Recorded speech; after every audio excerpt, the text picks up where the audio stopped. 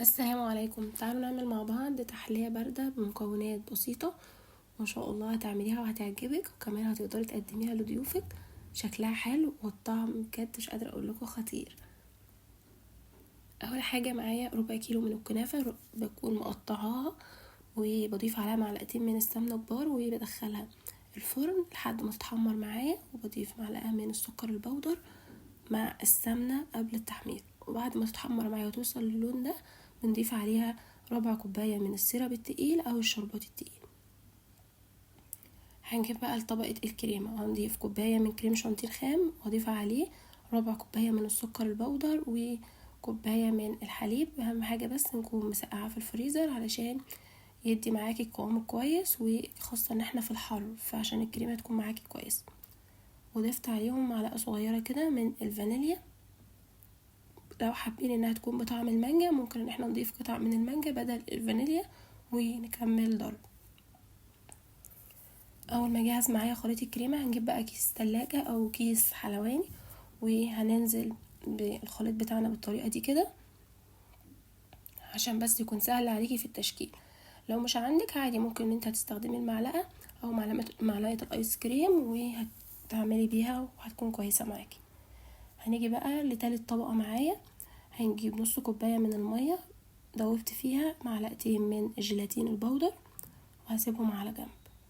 هنجيب بقى باكت من الجيلي، انا هنا استخدمت جيلي مانجا بما ان هنعمل الطبقات من المانجا. ضفت عليه معلقتين كبار من السكر، وهنضيف كوباية من المياه المغلية. حابين بقى تضاعفوا الكميات، هتستخدمي 2 باكت، وهتضاعفي بدل الكنافة ربع هتعملي نص كيلو.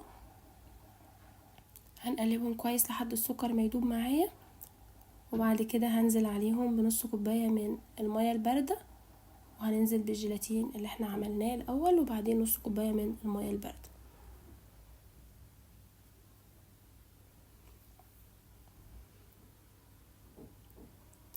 اول ما امتزج معايا تماما، هنزل عليه بقى بالمية،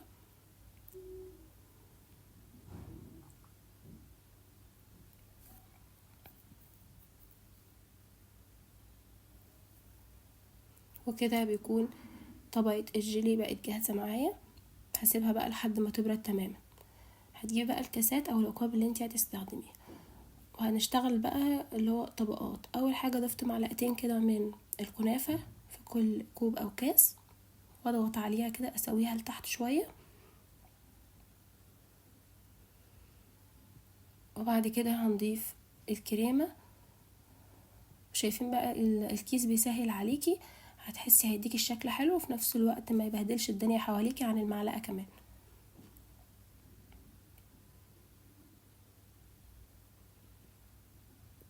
بعد كده بقى هنضيف قطع من المانجا، كنت مقطعاها كده مكعبات صغيرة.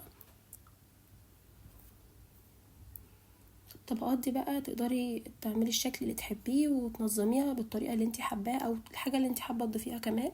ممكن تضيفي اي نوع من الفواكه اللي انت حباها، وفي نفس الوقت تغيري نوع الجيلي، ممكن جيلي فراولة ونضيف طبقات من الفراولة، فيعني تقدري تعمليها بالحاجة اللي تحبيها.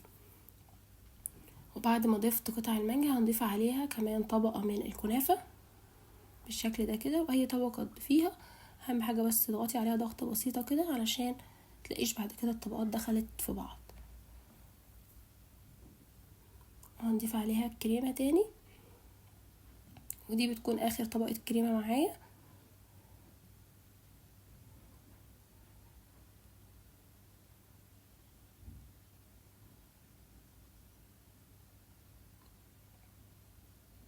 وممكن في الطبقة دي كنا ضفنا عليها قطع مانجا قد تكون بطعم المانجا، بس انا حبيتها سادة كده، فاعملي الطعم اللي تحبيه.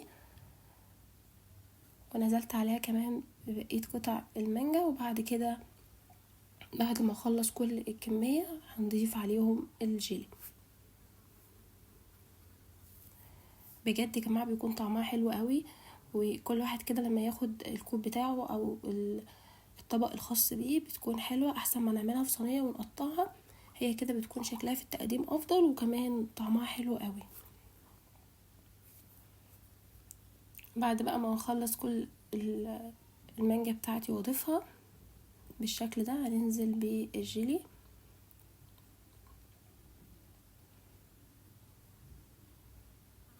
هندخلها بقى الفريزر او التلاجة، مش بتاخد وقت كتير لحد بس الجيلي ما يتماسك، لان كده كده الجيلي فيه جيلاتين ما بياخدش 10 دقايق اصلا وبيكون تماسك.